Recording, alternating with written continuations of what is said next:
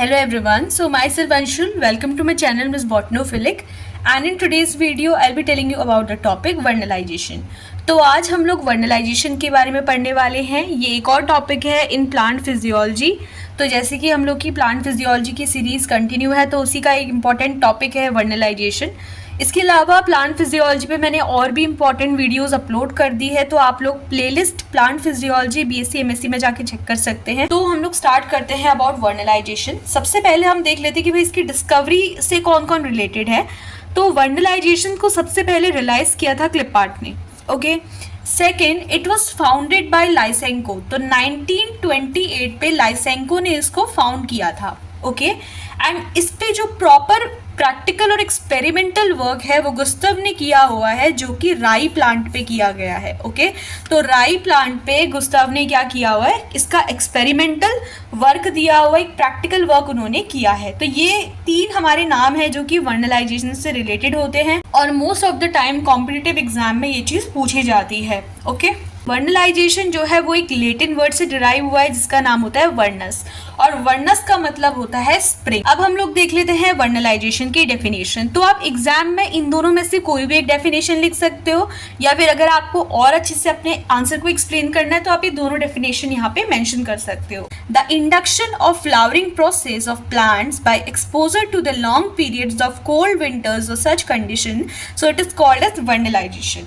And the second definition which state is, दोनों का मतलब वैसे सेम ही है, a process of shortening the vegetative और juvenile phase and inducing the flowering by a previous cold treatment. दोनों definition का क्या बोलने की कोशिश करता है, देखो एक पर्टिकुलर प्लांट की ना दो फेजेस होती है, एक वेजिटेटिव या जुवेनाइल फेज होती है और एक होती है उसकी फ्लावरिंग फेज। ठीक है, फ्लावरिंग फेज पे क्या होता है कि वो फ्लावर करता है और फ्रूट्स को प्रोड्यूस करता है, मतलब उसका रिप्रोडक्टिव फेज वो चलता है।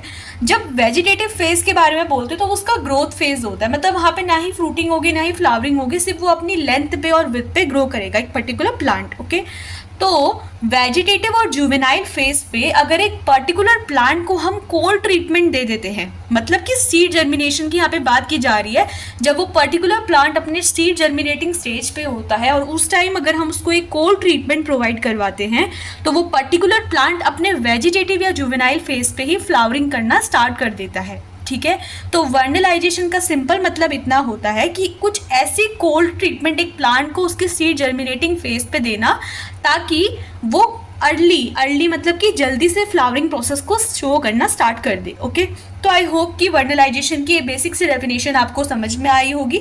इंडक्शन मतलब होता है किसी चीज़ को प्रमोट करना। It is also called as chilling treatment. इस पर्टिकुलर प्रोसेस को हम लोग चिलिंग ट्रीटमेंट भी बोलते हैं।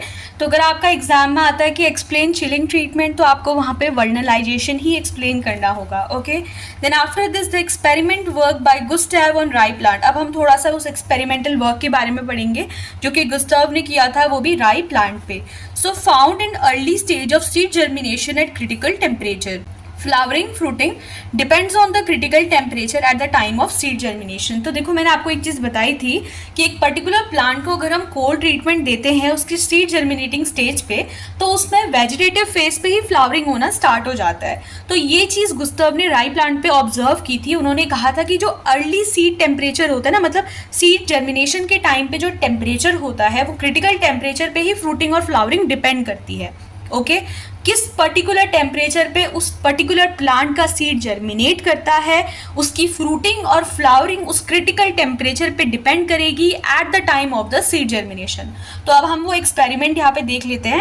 यहाँ पे आप थोड़ा ध्यान से सुनना, और ये कॉन्सेप्ट काफ़ी इजी सा है, बट कभी कभी जो होता है बच्चे कंफ्यूज हो जाते हैं अगर उनको वर्नलाइजेशन का बेसिक ही पता नहीं होता है तो। ओके, सो जो गुस्तव थे उन्होंने क्या किया, उन्होंने दो राई प्लांट लिए और एक था उसमें से विंटर पैटकस वैरायटी और एक थी spring Petkus. Okay, so he took two plant, उन्होंने दो प्लांट लिए, एक था विंटर पैटकस टाइप और एक था स्प्रिंग पैटकस टाइप। ओके, दोनों में क्या डिफरेंस था कि विंटर पैटकस को सो किया जाता था, उसको उसके जो बीज थे उनको बोया जाता था विंटर सीजन पे।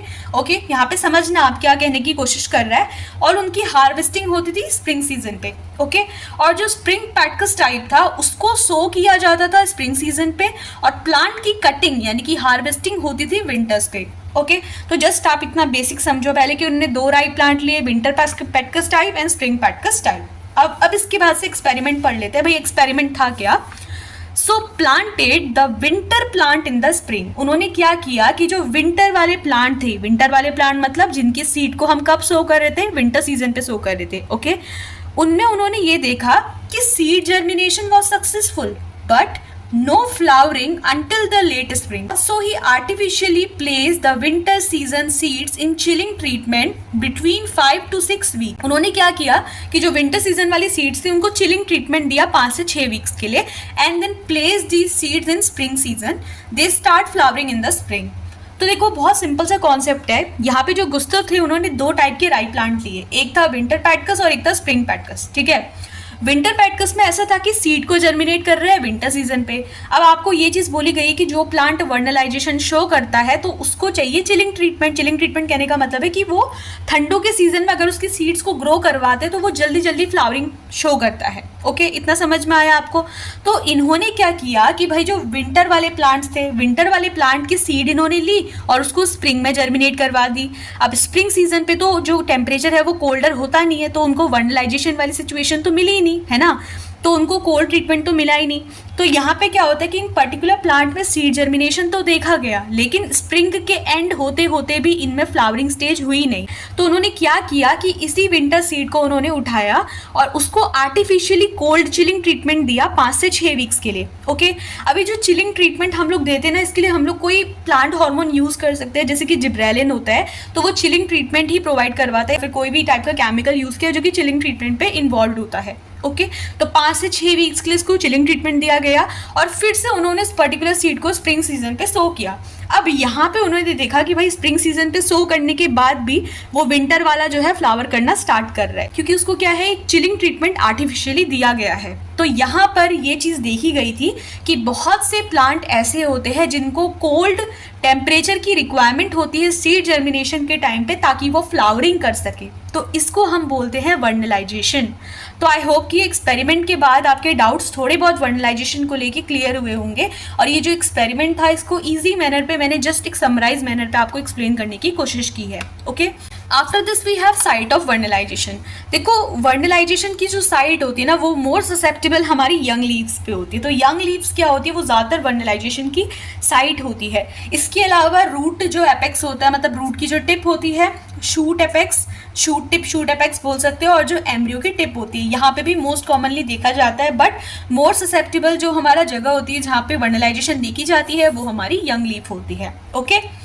After this we have the significance of vernalization. देखो सिग्निफिकेंस क्या होती है वर्नलाइजेशन की।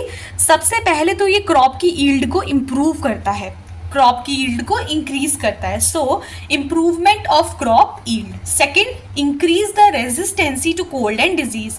तो कोल्ड से और डिजीज से रेजिस्टेंसी को प्लांट में इंक्रीज करवाता है, ठीक है, मोर रेजिस्टेंट बनाता है कि क्रॉप कोल्ड कंडीशन से कहीं प्लांट में डैमेज ना हो जाए, या डिजीज जो अटैक होता है प्लांट्स में उससे काफ़ी ज़्यादा इसको रेजिस्टेंस बनाने में हेल्प करता है वर्नलाइजेशन प्रोसेस, ओके।